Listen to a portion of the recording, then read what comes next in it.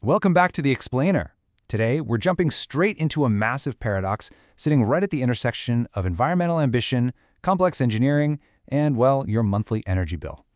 We'll be looking closely at the source material to neutrally unpack what you might call the core dilemma of clean energy infrastructure. Because on one hand, we've got this massive, ambitious push for greener domestic energy. But on the other hand, our physical power grids are literally struggling to handle how that power is actually delivered. The source argues that we absolutely do not have to choose between clean energy and common sense, but getting both is going to require a fundamental rethink of how we build the whole system. Okay, let's dive into this with a totally counterintuitive hook presented by the author. Picture this. It's a wonderfully windy day in Scotland. The turbines are spinning, generating massive amounts of clean electricity. But instead of that power lighting up homes, system operators are actively paying those wind farms to shut down. Wait, what? Why on earth would a system specifically designed to be green do that? To really grasp the severity of this, the source relies on a number that is just staggering. Get this, £1.35 billion.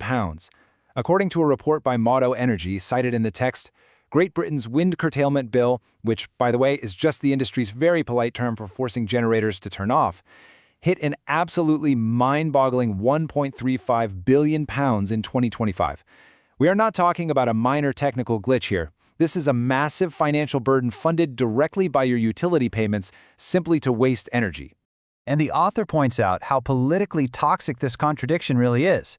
See, when the grid can't handle the wind power up north, the energy demand down south hasn't just magically disappeared. People still need to boil kettles and keep the lights on. So, to balance the system, they pay clean generators to halt production up north, only to turn around and fire up gas plants closer to demand in the south. The public is told they need to pay more for a green transition, but what they actually see is a system burning gas because it can't deliver its own wind power. Which brings us to Section 1, the B6 transmission bottleneck. So, the National Energy System Operator identifies this choke point as the B6 boundary. Think of it as a literal physical wall, a massive transmission bottleneck running roughly along the border between Scotland and England. You know, electricity isn't magic. It has to travel through physical wires, substations, and transformers. When the wind blows hard in Scotland, the power gets generated, sure, but the grid simply cannot shove all that Scottish wind power south across this B6 boundary. It just doesn't fit. It's so backed up, in fact, that system operators had to invent an entirely new tool just to manage the chaos. They call it the local constraint market. And the source makes a really sharp observation here. In plain English, when you have to invent highly specialized, bespoke financial mechanisms just to manage a traffic jam on the grid, it proves exactly how real and pressing this physical limitation truly is. Let's move on to Section 2, Politics versus Engineering Reality.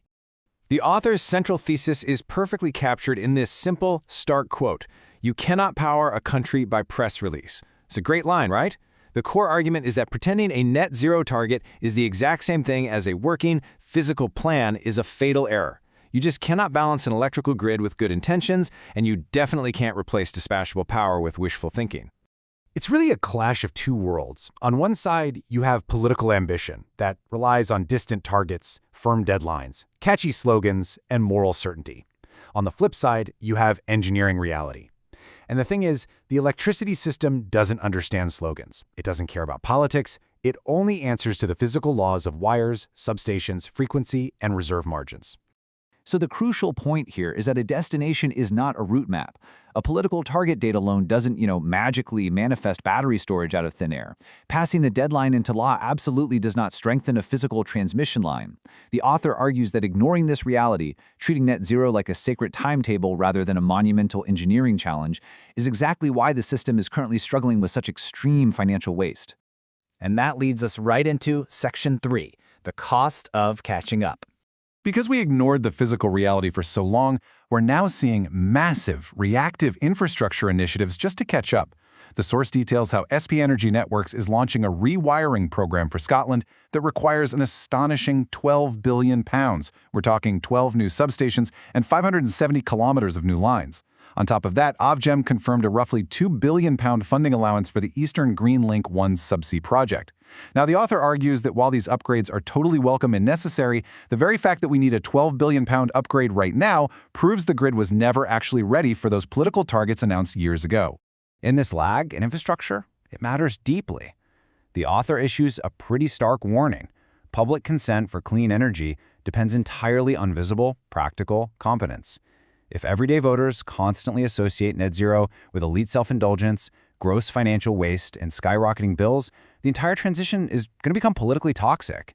I mean, the public completely grasps the absurdity of paying for wind power just to not use it. So, what's the pragmatic way out of this? Let's look at Section 4, the grid-first solution. The source outlines a very clear, 5-step grid-first plan to ensure electricity can actually move from point A to point B.